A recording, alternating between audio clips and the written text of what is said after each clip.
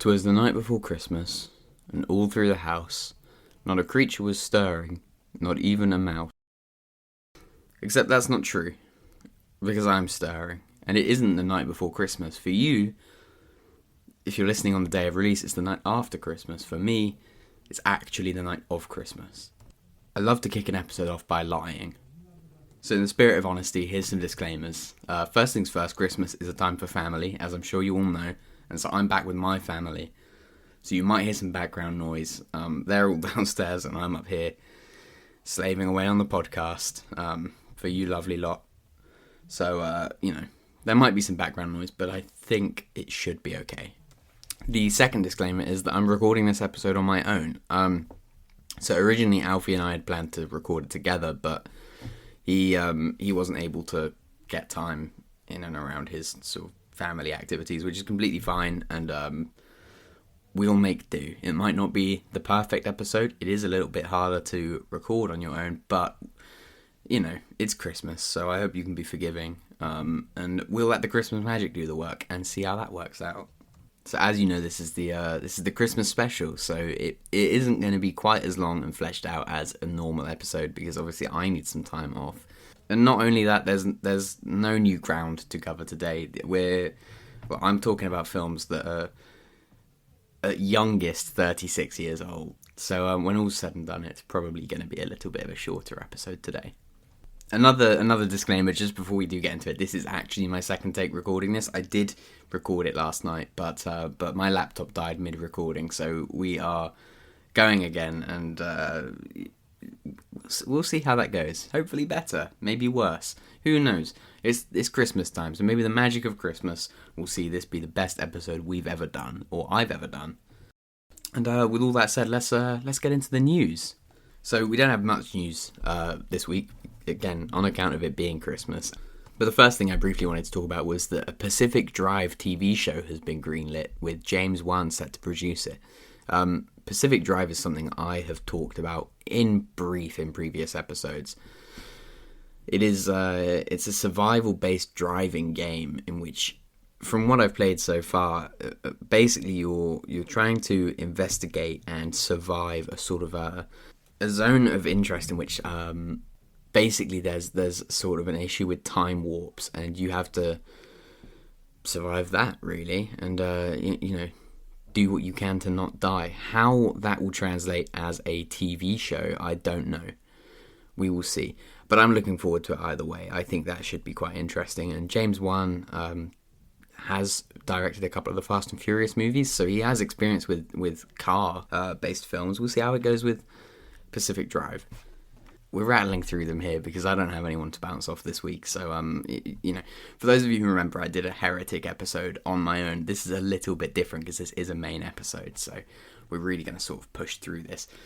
Second bit of news is that a Prison Break reboot is moving forward at Hulu. The series will be set in the same universe as the original series, but it will be focused on new characters.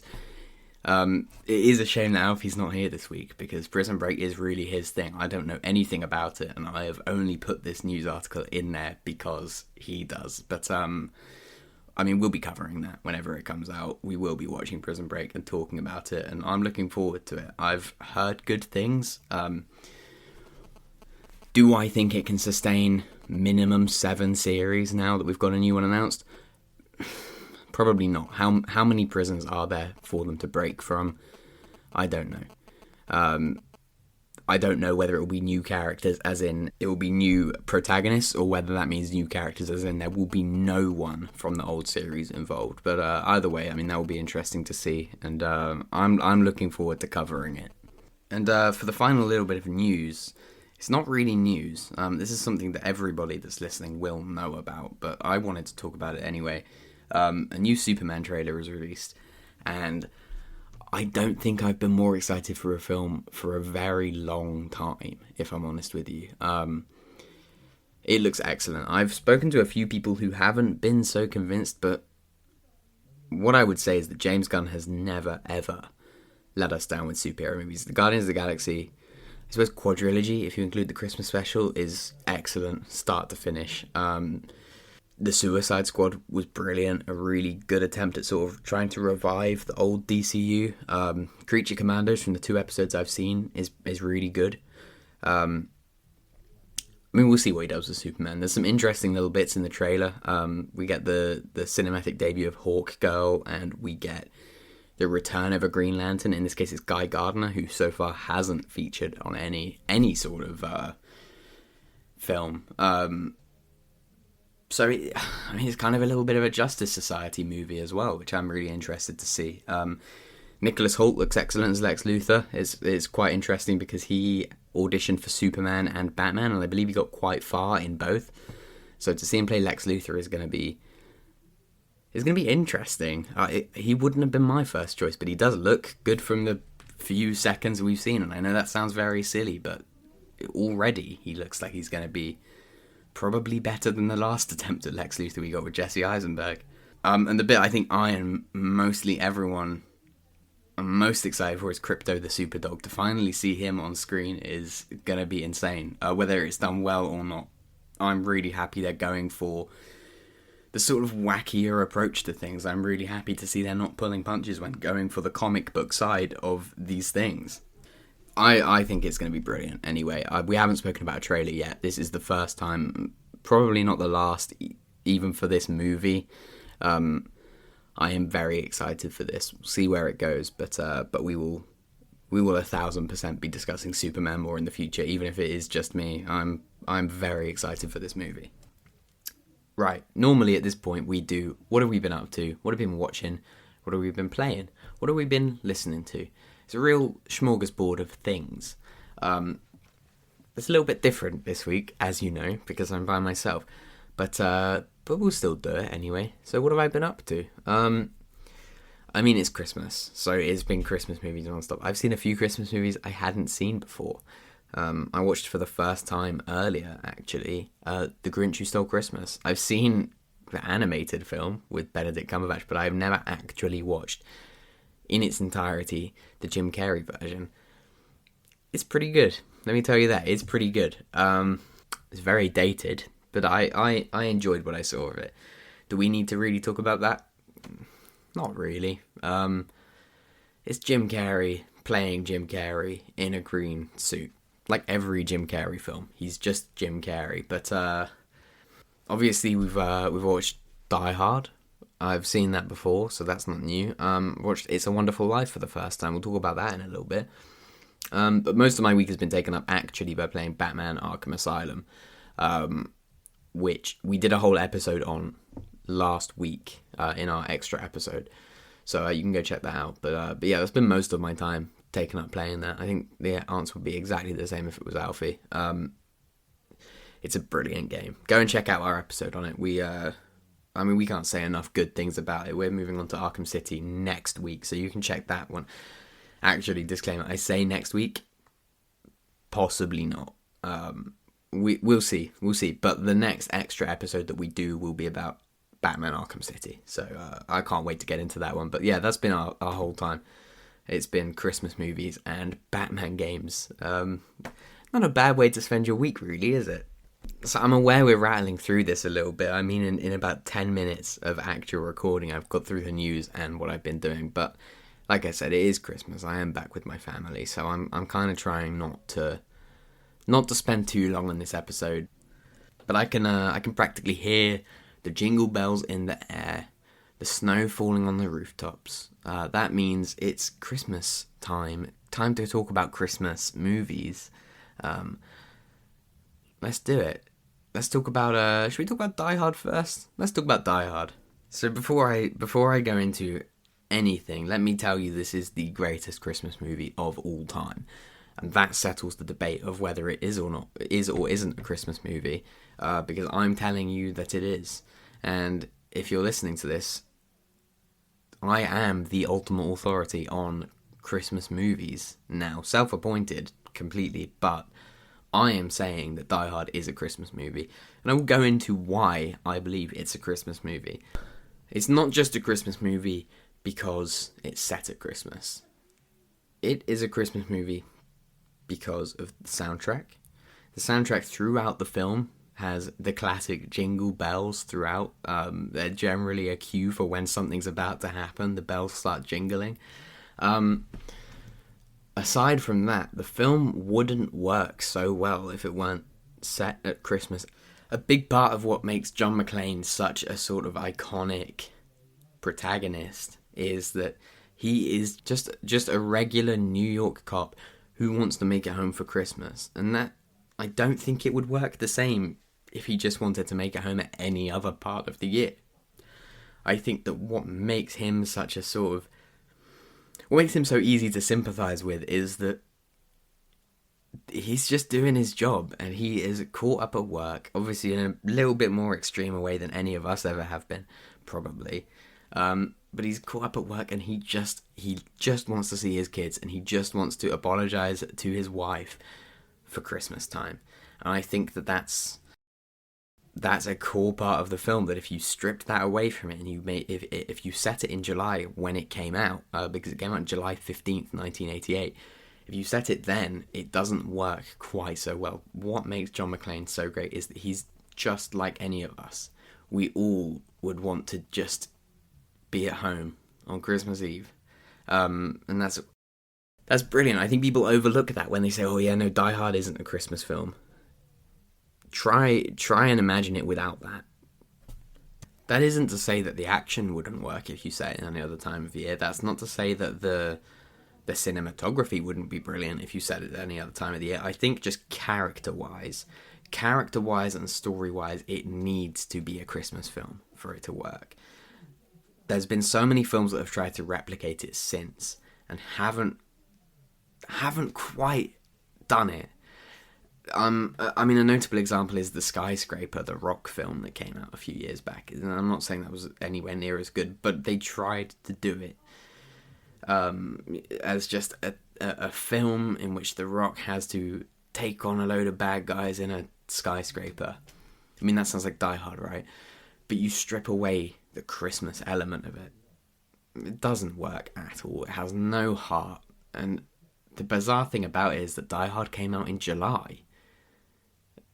And still, it works as a Christmas film. Now, I mean, we watch it at Christmas, so of course it's a little bit different, but it's very strange that a summer blockbuster is such a quintessential Christmas film now. Performance-wise, it's brilliant. Bruce Willis puts in probably a career best performance in this one. He's a brilliant actor. Well, I mean, not so much currently, unfortunately, but Bruce Willis has made many brilliant films, but I think Die Hard is probably his magnum opus as John McClane. There's just something about this performance that sets it apart from all the others. I think so many Bruce Willis performances kind of seem like he signed up for it, like for a paycheck, and he's doing it, and obviously he wants to do it, but he's just doing it because it's a job. John McClane feels like it was made for Bruce Willis, which is a little bit ironic because there were so many actors that were actually sort of further up in the running than he was. It's the same for Alan Rickman. This was his first ever film role, but you wouldn't know it. Both of them, I mean, they're career-defining performances, Hans Gruber and John McClane. The strange thing is that when this film was filmed, or rather when this film was released, Bruce Willis was a comedy actor. Well, that's how he was perceived. So casting him in this was a gamble. And at first, audiences couldn't actually grasp the fact that he wasn't starring in a comedy this time around. So when they played trailers in cinemas, people were like primed to laugh at it because they thought it was going to be a comedy. So they actually removed him from trailers and removed him from posters. So there's these famous posters of just the Nakatomi Plaza building, which for those of you who haven't seen it is the building that Die Hard is set in. I mean, that's incredible. But nobody expected this from him. And yet when you say Bruce Willis, people think John McClane. 99% of people would think John McClane. And the other thing is that Alan Rickman nearly turned the role of Hans Gruber down because he didn't want to be typecast as a villain. And I mean, a very sort of bombastic, over-the-top villain at that. I mean, in the end, he kind of was typecast as that a little bit. But I think that he justifies that typecasting very well because he's brilliant as Hans Gruber. It's such an iconic performance from start to finish. I'd argue that he's the best bit of the film by far. Some honourable mentions, performance-wise. Bonnie Bedelia as Holly Gennaro, or Holly McClane, actually, she's brilliant. I think she's sort of a rare case of a very strong female character in an 80s action movie. She doesn't necessarily have the most to do, but she does go toe-to-toe with Hans Gruber throughout this film. She's very much sort of the trickiest thing that he has to deal with right until the end, when he actually does face off with John McClane. Along with that, Reginald VelJohnson as Al Powell is possibly my favourite character in the movie. Excellent character. He's kind of, at first, played for comedy relief, but throughout the film kind of really gets to grow into it. And part of that is because Bruce Willis was also filming Moonlighting at the same time, so he was exhausted, so they had to flesh out the character of Al Powell, and I think that Reginald VelJohnson does a brilliant job of that, of kind of taking up the role of the secondary lead, especially towards the end. Unfortunately, he doesn't have quite as much to do as the franchise goes on, but we're going to completely ignore Die Hard 2 onwards. I think that's kind of the popular opinion. They aren't Christmas films, and they aren't even really good films, unfortunately. So normally, actually, at first, before we talk about all this, we talk about the plot. So the plot of Die Hard is that John McClane is a New York police officer, and he's coming back for Christmas to meet his wife, Holly Gennaro, or Holly McClane, but, she's going by Holly Gennaro, at a Christmas party at her job at Nakatomi Plaza. What she does, I don't know. Doesn't matter. It all goes kind of haywire when a group of thieves come terrorists turn up to steal $600,000 from the Nakatomi Vault, which in today's money, if I remember rightly, is about $1.3 billion. Obviously he's a cop, so who's going to deal with that but him? And hijinks ensue. It's as simple as that, really. There's no plot twists. There is no nuance to it. It is just a straight up action film. All American cop taking out European terrorists. It's a very classic 80s end of / post Cold War film, in which all American hero takes on vaguely European, in this case German, antagonists. And it's excellent. There's not massive amounts to say about this film. I've got a few facts about it, but everyone in it is brilliant. They are the corniest performances you could wish for, but in the best way. It's a Christmas movie after all. It's also at the same time a summer blockbuster, so it's very corny performances. It's a very straightforward story, but it comes together in a sort of perfect union to create the perfect Christmas film. I've got a few little facts if you want that. It's based on a book. So it's based on the book Nothing Lasts Forever, which Clint Eastwood actually bought the rights to and planned to star in it himself, but that never came around. So then Fox took control of it, and they were contractually obliged to offer the role of John McClane to Frank Sinatra, because in years prior he had actually starred in an adaptation of the first book of the series. So they offered the role to him, but by this point, it was 1987 by the time they came to working on it. He was 71 and had absolutely no interest in doing this. So they turned to names such as Robert De Niro and Burt Reynolds. For whatever reason, they didn't star in it, so they fell upon Bruce Willis in a kind of perfect storm of events. They missed out on a few big names, but I think that nobody could have done it like Bruce. Much of the film was improvised because throughout production they could not pin down a script. They couldn't. It bounced between a few writers, a few directors before they really settled on someone, and they couldn't work out what they were doing with it. So while they were filming, actors were improvising to try and make it work, and I think that it worked in the best way possible. An example of that is the final scene in which Alan Rickman and Bruce Willis finally have their standoff, and you can tell it's improvised. You can tell that they kind of don't know what the other one is going to say next. And a brilliant example of the improvisation is that at the end of the film, when Hans Gruber is dropped off the building, dropped off Nakatomi Plaza, they actually dropped him off of the stunt rig to I guess shock him, and it comes across in a big way. It's brilliant, and it's things like this that make this film so perfect. I do have another little fact that kind of hinged on Alfie being here. That is the real life building used for Nakatomi Plaza, so the Fox News Plaza, was in Prison Break season 4 episode 12 in the background, of course. But were Alfie here, I'm sure he would appreciate the fun in that. But he's not, so you're going to have to. You can pretend to like it as a little Christmas present to me. I mean, Die Hard is one of the best looking 80s action films there is. And that ranges from the cinematography, the lighting of it is just immaculate. And that ranges to the explosions. There are some mental explosions in which the terrorists, with quotation marks, plant C4 around the top of Nakatomi Plaza. And I don't know anything about C4, but I know that the amount of C4 that they supposedly had probably should not make explosions the size that we see. But it looks absolutely brilliant. I can't fault that. I think the best example of how good this film looks is there's a very iconic scene in which John McClane is crawling through the vents to sort of hide from the antagonists, and he uses his lighter for light. And I think if you just look up that scene of John McClane crawls through the vents, you can see what I mean. This film is very well shot. It looks really good. Obviously, it's very grainy. It's from the 80s, but it's such a good-looking film. For a film that's set in one building, and it only once or twice goes outside of that building, it's a brilliant-looking film. Absolutely brilliant.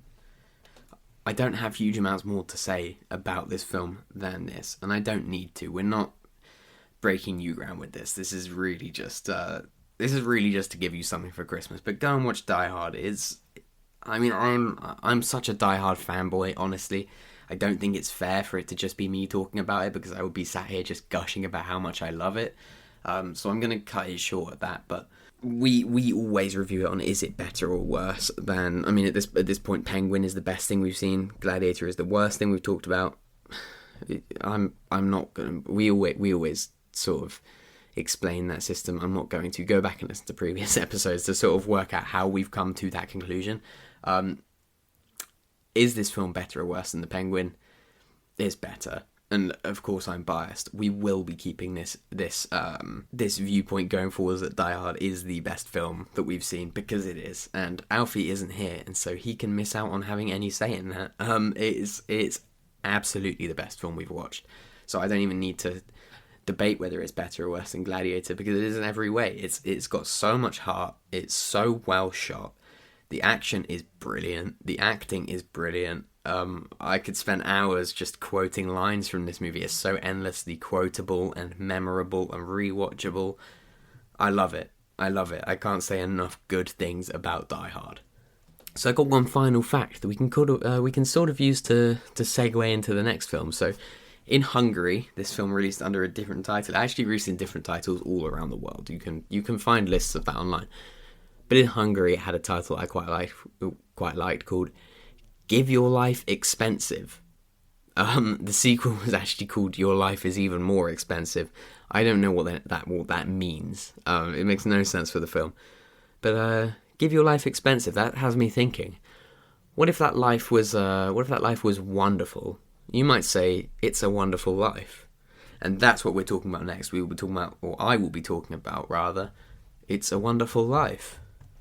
It's a Wonderful Life is from 1946, and it is in black and white, which normally is not my thing. And that might sound very closed-minded, but I suppose it's just because I've not been hugely exposed to black and white films. But I must say that this film is gorgeous. I was completely blown away by how good this film looks, despite the lack of colour. It is so crisp. You wouldn't believe it unless you've watched it. It is such a well-shot film. So, the plot of this one is fairly famous, I feel. I feel that even if you live under a rock, you probably know vaguely about It's a Wonderful Life. So we follow George Bailey, who spends pretty much his entire life putting everyone in his town first. And I mean everyone in his town. I don't just mean his wife and kids. I mean everyone in his town that needs a home comes to George Bailey, who basically runs, I suppose, he runs a buildings and loan company. And he has spent his entire life putting everyone else first, to the point where he had dreams of going to Europe but never did, in order to stop Mr. Potter from effectively running the town. He's put himself between the people and Mr. Potter. He, much like his father in the movie, has endeavoured his whole life to keep prices low, even if it means that he doesn't actually make any money himself. There's constant questions throughout the film of, is he actually a businessman at all? And no, he's not. That's not the point. He's just a good guy. And on Christmas Eve, his uncle loses the money that the business has, so $8,000, while intending to put it in the bank, and George realises that effectively he'll be held responsible. It's his business and he'll be put in jail, so he contemplates suicide, at which point a guardian angel comes down to show him what what life would be like for the people in Bedford Falls if he weren't in it. And it's a beautiful movie. It's a movie that I wouldn't have expected to come from 1946, to be honest with you. It's a very thoughtful movie. George is he's almost socialist in the movie, which at the time in America is extremely controversial. I mean, it's controversial now, let alone 1946.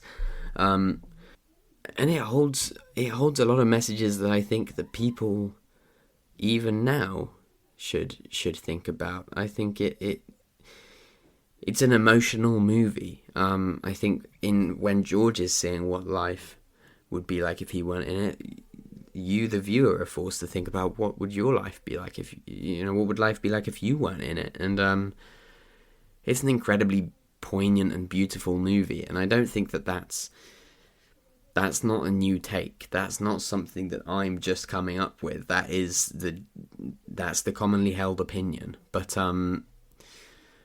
But I hadn't seen it yet, so I was shocked by this. I kind of thought that it'd be one of those where you get movies where people want to say that it was so brilliant and so poignant just to say that it was, and just to say that they've seen it, and just to say that they got it and liked it. But this is actually genuinely one of those movies where I get it. I understand what people mean when they're saying this. I think that it makes some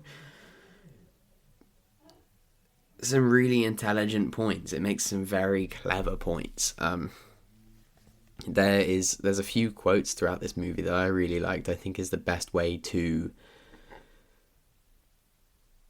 sort of sum it up. There's one point where George is having a debate with Mr. Potter about basically the money they're charging people to live, and he tells Mr. Potter that the people in this town are the people that are doing most of the living and dying, and that they should be able to do that. They should be able to live for free. Not for free, but for a lesser price. And I think it's incredible that a movie from 1946 is making these points of the fact that actually Mr. Potter he's a landlord effectively, but the people are paying for him to live. The people that live in his buildings are paying for his lifestyle, so surely you should treat them well. And I think in that way it's a Christmas movie as well. I think, I mean, obviously it's set on Christmas Eve, but I spent the whole time watching this movie thinking, is this really a Christmas movie? But the point of it is that it's about being selfless. It's about giving more than you take, and I think it's incredible in that way. It is a product of the time. Visually, it looks incredibly crisp. I don't mean in the cinematography necessarily, but I mean the dubbing of the lines does not at all match their lips. So there's a lot of times where you're looking at them and thinking, that's not what you said when you filmed that scene. But I mean, I don't care about things like that to a certain degree. It's a Wonderful Life is an incredible movie, and I think it's one of those movies that everyone should watch. I've said that about quite a few movies, but I think I would stand by this one more than anything else. I can't believe that I had gone so long without watching it. It was one that I didn't expect to like. It was one that when we agreed to watch it, I thought, oh, like I have to watch this movie. But actually, upon watching it, it's probably one of my favourite films of this year. It's probably one of my favourite Christmas films, to be honest with you. It's absolutely brilliant. I would have a lot more to say about it if I were recording with Alfie. We would probably have a lot more to bounce off each other on specific scenes that happen, specific lines that happen, so on and so forth. But being that it is just me, I won't really go into the minutiae of it all. But what I can say is there's some aside from the brilliant story, aside from the brilliant cinematography, there's some great performances as well.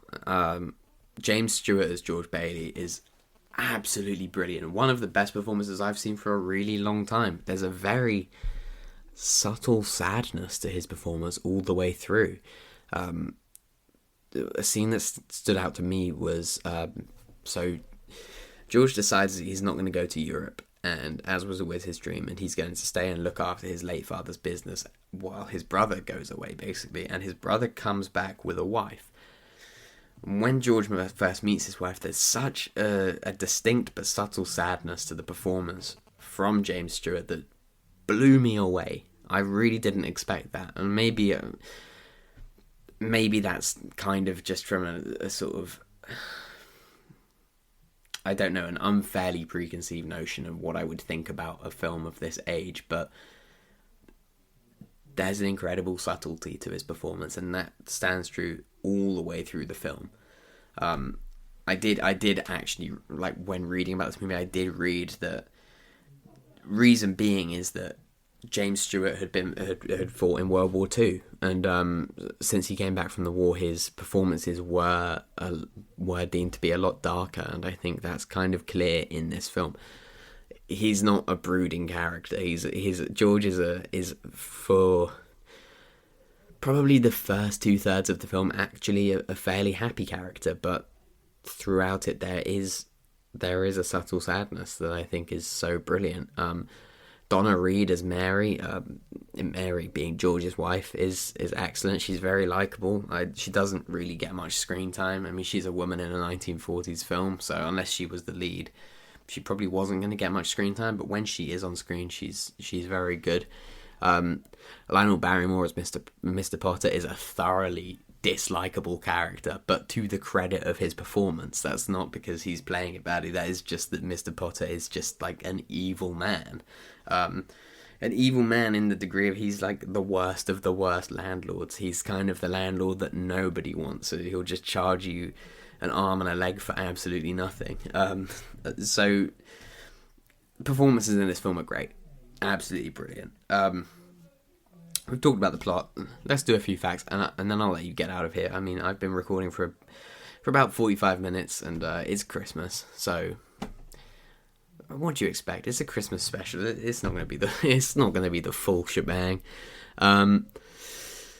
First little fact I have is that in the midpoint of the film, George is offered $20,000 a year to go and work for Mr. Potter, and when you adjust for inflation, George is actually offered $400,000 a year, which is crazy money. And he turns it down, because of course he does. He's just a selfless chap. A few other facts. My favourite fact about this is that films prior to this one used cornflakes, which were painted white for the falling snow effect. Because the cornflakes were so loud, they had to then dub the dialogue in over the scene every time, which Frank Capra, the director, didn't want. So he developed a new snow effect using a firefighting chemical, so effectively what you would find in the fire extinguisher, the foam. Mixed this with soap and water, and then they pumped it at high pressure through a wind machine to create the silent snow. 6,000 gallons of this were used in the film, and the RKO effects department who did it received a Class 3 scientific award from the Academy of Motion Picture Arts and Sciences, which now is actually an Academy Award. So they won an Oscar for this snow. I actually didn't know that they used cornflakes in the first place, to be honest with you. But to go to the length that they did to avoid it it's insane, and it does look really good, to be honest with you. The snow looks real. It's very heavy, but it looks very real. I mean, I know that was only two facts for you, but you know, this film is incredible. It's incredible. Again, it's a lot easier if I'm bouncing off people, but I think that the reason that we wanted to talk about this not only is because it's Christmas and to keep content going, of course. I mean, unfortunately, the world of podcasting is such that we have to keep putting stuff out even over Christmas. So this is a mini episode, but I think that people always think about, when they think about Christmas, they think about films such as Home Alone. They think about Elf, Miracle on 34th Street. Actually, do you know what? Nowadays, more people think about Die Hard, but I feel Die Hard is often loud. But people kind of forget films such as It's a Wonderful Life, and I think that if nothing else, all I want this episode to be is to just remind you that these films are out there, is to go and watch it. And I think that's the same with a lot of the episodes we do, is just to remind you that this is out here. And if you are short on things to watch in, well, I suppose it's not really the Christmas period anymore, but in the holiday period, go and check these out. They're brilliant. I wish I had more to say about them. I do wish I had Alfie here with me to bounce off of. I would probably have a lot more to say, but I'm trying to make it work for you. So if nothing else, go and check these movies out. Especially It's a Wonderful Life. Die Hard is my favourite Christmas film of all time, but I think that you can watch that all year round. I think that It's a Wonderful Life is absolutely a film you need to watch at Christmas. Die Hard stands up whenever you watch it. It's best at Christmas, but you can watch it in summer and it's absolutely brilliant. That's backed up by the fact it released in July. So I haven't forgotten, even though I went on a bit of a tangent, I haven't forgotten. Is It's a Wonderful Life better or worse than Die Hard, which is our new best film? That is a cruel question. That's a really cruel question. If Alfie were here, I think he would want me to say It's a Wonderful Life is better. I don't necessarily agree with that, personal preference-wise. I think Die Hard is the better film. But that's personal preference. I just have a lot of fun with Die Hard. I watch every year. It's one of my favourite films. But if Alfie were here, I can hear his voice telling me that It's a Wonderful Life is better. So for this week, I think in the first time in history, in Clovenhoof history, we're going to call it a tie. And we're going to put a pin in there until Alfie is here, because he has watched both films for this episode. He just couldn't make recording. So we'll get his opinion on this next week. This is unprecedented, but I don't think it's fair to decide without him. Is it better or worse than Gladiator? Jesus, I mean, not to take his name in vain on his birthday, but yeah, no, of course it's better than Gladiator. Both phenomenal movies. So to be honest with that, I'm going to wrap it up. It's a short one for this Christmas special. But like I said, I mean, you know, we need a break too. So thank you for understanding that, and thank you for listening this year. We will be back with another episode, but it won't be this year. So 2024 has been, even though a very short year for us, it's been a brilliant year for us, and it's been a much better year than we expected. So thank you for tuning in. Thank you for subscribing. Thank you for rating our podcast. Thank you for the couple of comments we've had. Thank you for everything. We are so grateful, and Alfie would say the same were he here this week. We're incredibly grateful, and none of this would be a thing if it weren't for the people listening. So thank you for that. We will be doing a sort of year wrap-up at the start of January with a Clovenhoof Awards show. How that will come about, we'll see. What that will be like, we will see. But we will be wrapping up the year, ending it with a bang. So thank you for the short bit of 2024 we've spent with you. It feels like we've done it a lot longer than we have, but because of the break we've had, we've only done it for a couple of months in 2024, and it's been incredible. So have a brilliant holiday season, whatever it is that you're celebrating. In my case, Christmas. So have a great Christmas, and thank you very much. Happy holidays, everyone. I don't have a witty ending. Alfie always brings the witty ending, so ho ho ho, Merry Christmas, as I'm sure he would say. Thank you for listening, everyone.